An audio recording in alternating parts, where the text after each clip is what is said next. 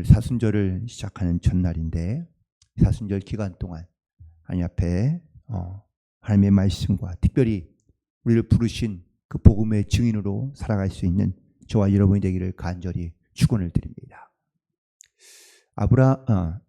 누가복음에는 특징이 좀 있습니다. 몇 가지의 특징 가운데 첫 번째는 바로 이방인이 기록한 성경책이다라는 것이죠. 누가는 이 성경을 기록한 누가복음의 누가는 유대인이 아닙니다. 이방인이었고 또 그의 직업은 의사였는데 이처럼 사도가 아닌 일반인이 또한 기록한 성경이라는 특징도 갖고 있습니다. 그런데 이 누가복음의 가장 특징은 다른 성경에는 등장하지 않는 이야기가 종종 등장하고 있다라는 사실입니다. 그래서 오늘 누가복음 1장에도 역시 제가 오늘 이 누가복음에는 이 증인들의 이야기, 증인들의 삶의 이야기들을 중심으로 누가복음을 함께 묵상할 텐데 오늘 그 중에 바로 이 사가랴와 엘리사벳이라는 사람과 함께 말씀을 나누고 은혜를 나누고자 합니다. 특별히 이 사가랴와 엘리사벳을 소개할 때에 오늘 말씀 가운데 보니까 이 두 사람을 의인으로 소개하고 있는 것을 보게 됩니다. 오늘 본 말씀 6절이죠. 이 두 사람이 하나님 앞에 의인이니. 그렇다면 과연 의인이란 어떤 사람일까? 로마서 3장 10절과 12절에 있는 말씀에 보면 기록된 바 의인은 없나니 하나도 없으며 깨닫는 자도 없고 하나님을 찾는 자도 없고 다 치우쳐 함께 무익하게 되고 선을 행하는 자는 없나니 하나도 없다라고 하나님께서 말씀하고 있습니다. 이 세상을 바라봤을 때 하나님께서는 의인이 없다라고 말씀하고 있는데 여기서 말하는 의인 또 우리가 알고 있는 의인은 과연 어떤 모습일까?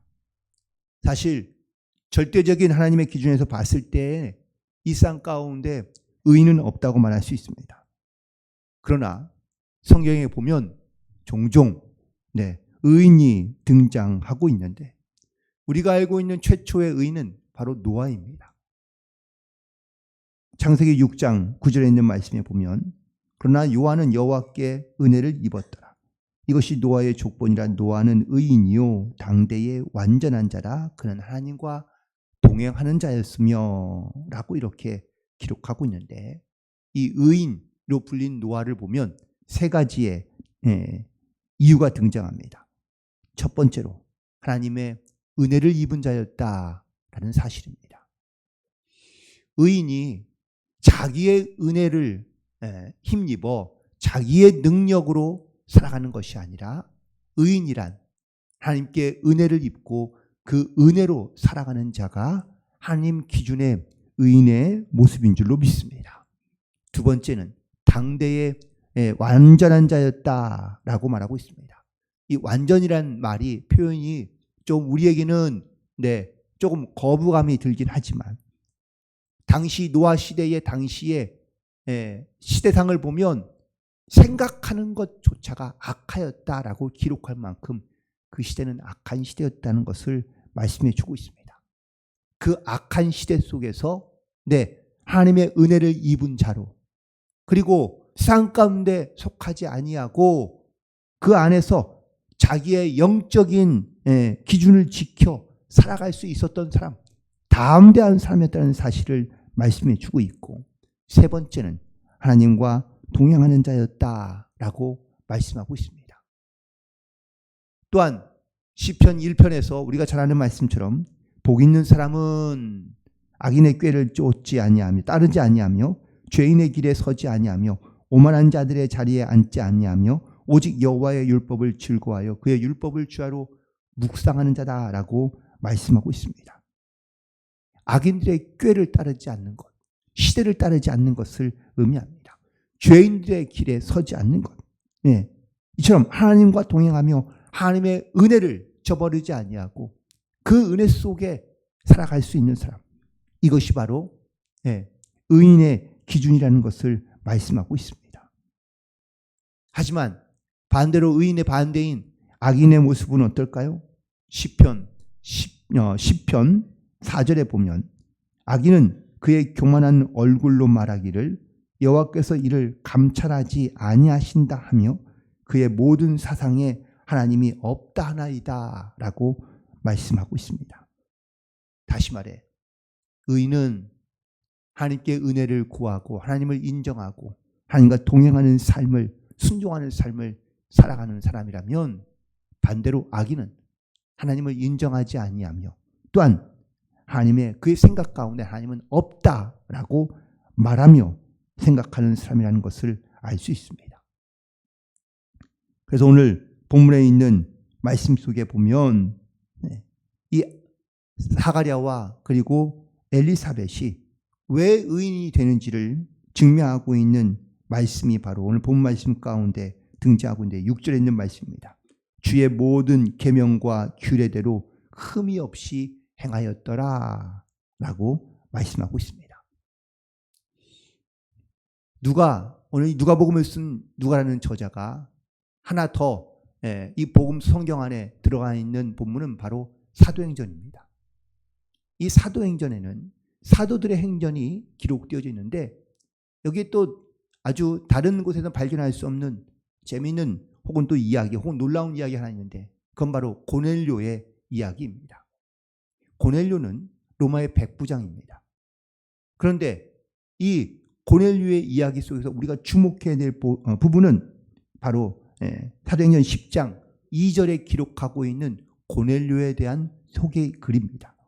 그가 경건하여 온 지방과 더불어 하나님을 경외하며 백성을 많이 구제하고 하나님께 항상 기도하더니 고넬료는 이방 사람이며 하나님을 믿지 않는 로마의 백부장인데 그를 경건하다고 말하며 하나님을 경외하는 자로 소개하고 있으며 하나님께 항상 기도하는 자였다라고 소개하고 있습니다.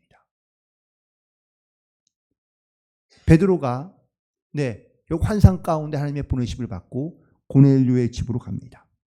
고넬료의 집에서 하나님의 말씀을 증거할 때에 그가 깨닫게 되고 또한 놀라운 고백을 하게 되는데 사도행전 10장 34절과 35절에 보면 베드로가 입을 열어 말하되 내가 참으로 하나님은 사람의 외모를 보지 아니하시고 각 나라 중 하나님을 경외하며 의를 행하는 사람은 다 받으시는 줄 깨달았다라고 고백하고 있습니다. 이처럼 하나님께서는요, 유대인들만 택하여 부르시고 그들만 구원하신 것이 아니라 각 나라마다 하나님을 경외하며 하나님을 두려워하고 의를 행하는 사람은 하나님께서 다 받으시는 줄을 베드로가 그제서야 깨닫게 되었다고 고백하며 그 이후에 이 베드로에게 안수할 때 성령이 충만하고 그 안에 놀라운 성령의 역사가 나타나게 된 줄로 믿습니다. 우리가 스스로 의인이 되는 것이 아니라 이처럼 주님의 명령과 계명과 또한 말씀을 지켜 흠이 없이 행하고 경건하여 하나님께 기도하는 그러한 영적인 결단 가운데 나아갈 때 주님께서 그것을 의롭게 보시고 우리를 주님의 의인으로 불러주시는 줄 믿습니다. 나의 어떤 능력이나 나의 헌신이나 혹은 나의 믿음 때문에 하나님께서 우리를 의롭게 보시는 것이 아니라는 것을 우리가 반드시 깨달아야 될 줄로 믿습니다. 오늘 특별히 이 의인이었던 사가랴와 엘리사벳의 모습 속에서도 조금은 인간적인 생각이 들어가는 경우들이 분명히 있는데 먼저 제사장인 사가랴에게 나타나서 천사가 먼저 나타나 이야기할 때에 나이가 많은 내 아내가 잉태하리라 라고 말씀해 주실 때 사가랴는 그때 인간적인 생각을 하게 됩니다. 내가 나이가 많고 그리고 내가 이렇게 늙었는데 어찌 임신할 수 있겠느냐, 잉태할 수 있겠느냐라고 이렇게 이야기합니다. 그때 가브리엘 천사가 그에게 말하기를 하나님의 말씀을 내가 왜 믿지 못하느냐라고 책망하며 이 사가랴에게 말하기를 내가 아이가 태어나기 전까지는 말하지 못할 것이다 라고 말씀하고 있는 것을 보게 됩니다. 이 말씀 속에서 사가랴는 또한 또 엘리사벳은 이 세상에 살아가면서 어떠한 마음을 가지고 살아가고 있는지를 분명히 알 수 있습니다. 즉 그들은 물론 어쩌면 경제적으로는 삶적으로는 부족함이 없을 수도 있습니다. 하지만 그들 가운데 한 가지 아쉬운 것이 있으면 바로 자식을 얻지 못한 것인데, 이 자식을 얻지 못할 일로 말미암아 그들은 세상 가운데 소망이 끊어진 채로 살아가고 있던 사람이라는 것을 알 수 있습니다. 하지만 이 유일한 그들의 어쩌면 약점이라면 약점이며 또한 유일한 소망마저도 하나님께서 아시고 그 소망을 이루어 주시고 하나님 앞으로 의인으로 인정받은 사람은 하나님께서 반드시 그의 소망과 또한 그의 아픔과 고통을 아시고 반드시 하나님께서 회복시켜 주시고 또한 주의 은혜로 그 모든 일들을 역사해 주시는 줄로 믿습니다. 특별히 오늘 본문에 있는 말씀 가운데 등장하고 있는 사가랴와 엘리사벳의 우리가 이 증인들의 모습을 통하여 하나님이 살아계신 것을 증거하고 나타내시기까지 하나님께서 택하신 자들을 부르시는데, 바로 이 택함을 받는 사람들은 이처럼 하나님의 말씀과 계명을 잘 지키며 무엇보다 하나님 앞에 의인이라고 인정받는 사람이 이처럼 주님께 붙들려 쓰임받고 하나님 앞에 영광을 돌리는 삶을 살아갈 수 있는 줄로 믿습니다.